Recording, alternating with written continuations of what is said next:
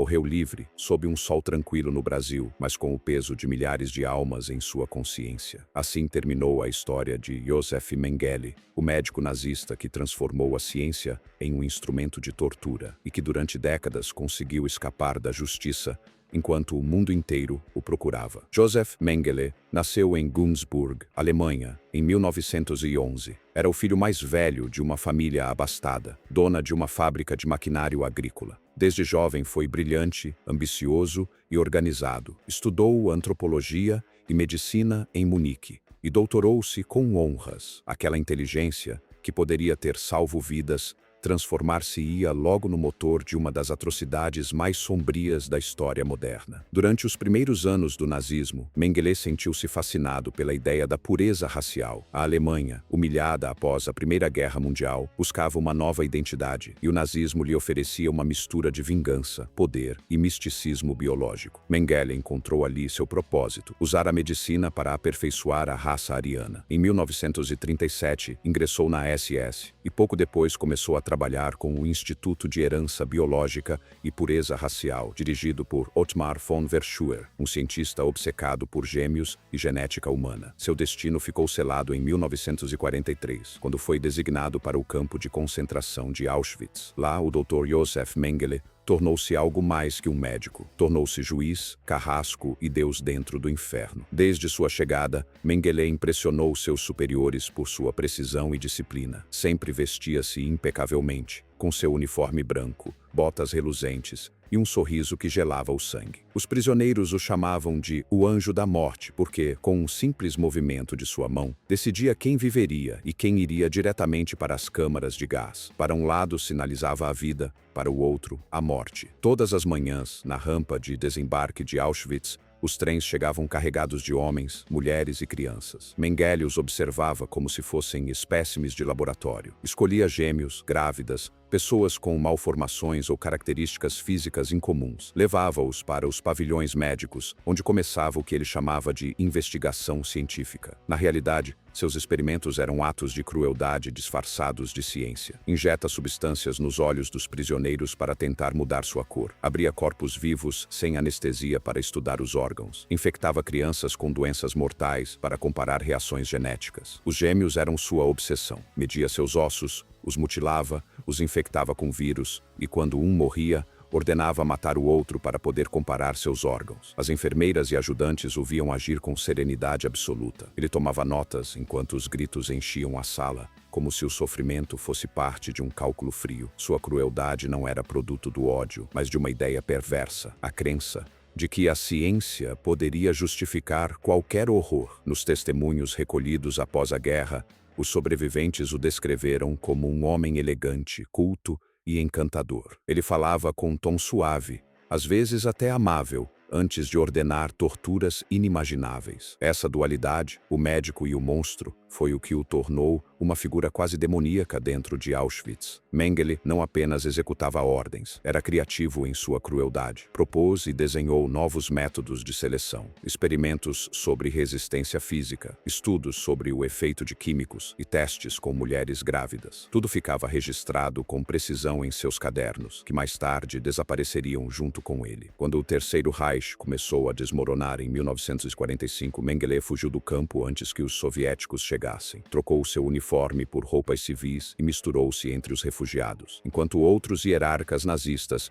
eram capturados e julgados em Nuremberg, ele desaparecia como um fantasma. Durante os primeiros anos do pós-guerra, viveu na Alemanha sob nomes falsos. Trabalhou como trabalhador agrícola, como carpinteiro e como médico rural. Depois, ajudado por uma rede de ex-nazistas conhecida como Odessa, conseguiu escapar para a América do Sul. Em 1949, chegou à Argentina, onde começou sua segunda vida. Em Buenos Aires, viveu confortavelmente sob a identidade de Helmut Gregor. Tinha amigos influentes, proteção política e dinheiro suficiente para levar uma vida tranquila. Frequentava jantares, passeava pela cidade e até circulava em grupos de antigos membros do regime. Enquanto isso, as famílias das vítimas ainda procuravam os restos de seus entes queridos. Se você se interessa por estas histórias ocultas da Segunda Guerra Mundial, inscreva-se e ative o sininho para não perder o que vem a seguir. Na Argentina, Mengele viveu com uma sensação de impunidade total. Embora as notícias sobre os julgamentos de Nuremberg e a perseguição de criminosos de guerra chegassem constantemente, ele confiava que seu novo nome o manteria a salvo. No entanto, em 1960, o sequestro e julgamento de Adolf Eichmann pelo Mossad mudou tudo. Mengele soube que seu tempo em Buenos Aires havia terminado. Temia ser o próximo. Fugiu então para o Paraguai, onde obteve proteção graças a contatos do regime de Stroessner. Passou alguns anos movendo-se entre fazendas, sempre paranoico, sempre vigiando suas costas. Mas sua paranoia tinha fundamento. Agentes do Mossad e caçadores de nazistas como Simon Wiesenthal estavam em seu encalço. Em meados dos anos 60,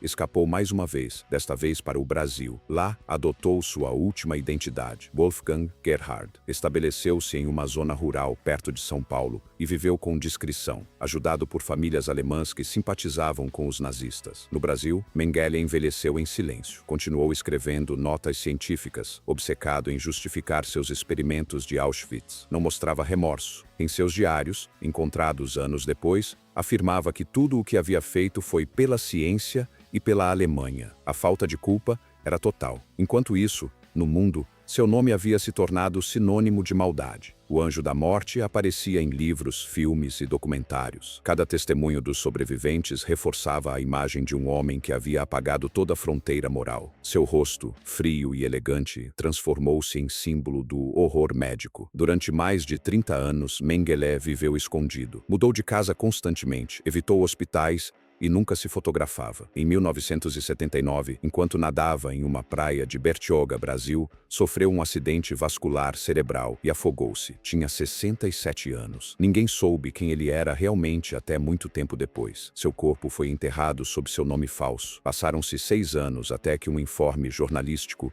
levou as autoridades a exumar os restos. As análises forenses confirmaram que o homem, enterrado como Wolfgang Gerhard, era Josef Mengele, o médico de Auschwitz. O mundo soube então a verdade. O maior assassino médico do século XX havia morrido livre, sem julgamento, sem castigo, sem ter pedido perdão. A notícia gerou indignação mundial. Muitos sobreviventes sentiram que a justiça havia sido zombada mais uma vez. Para eles, o fato de Mengele morrer em liberdade foi uma segunda condenação, a prova de que o horror podia escapar do castigo humano. No entanto, outros viram em sua morte anônima um tipo distinto de justiça, o castigo de viver toda uma vida escondido, perseguido por seu próprio passado. O legado de Josef Mengele continua sendo um dos mais perturbadores do século XX. Representa o ponto onde a ciência, sem moral nem compaixão, torna-se monstro. Seu nome é um lembrete do que acontece quando o conhecimento é utilizado para destruir em vez de curar. Cada testemunho de Auschwitz, cada imagem das crianças gêmeas mutiladas, cada história de sofrimento leva sua sombra. Muitos médicos e cientistas posteriores refletiram sobre sua figura como advertência. O Código de Nuremberg,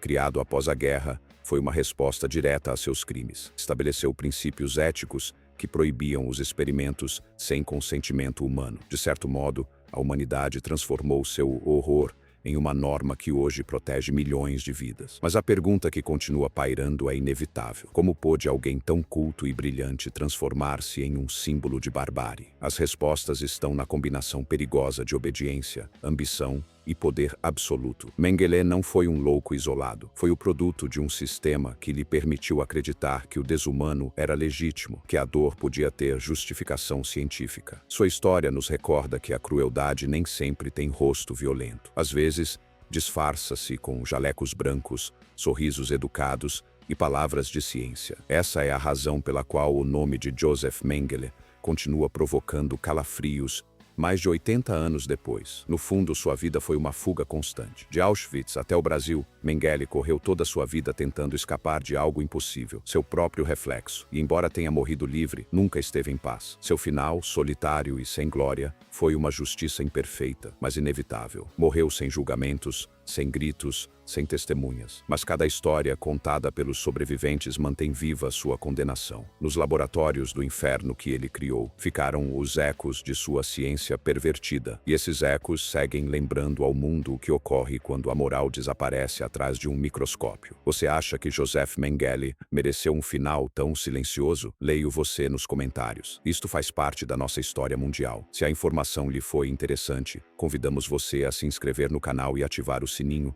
para não perder nossos próximos vídeos. Dê um like para nós e comente qual outro tema histórico você gostaria que analisássemos. Até breve.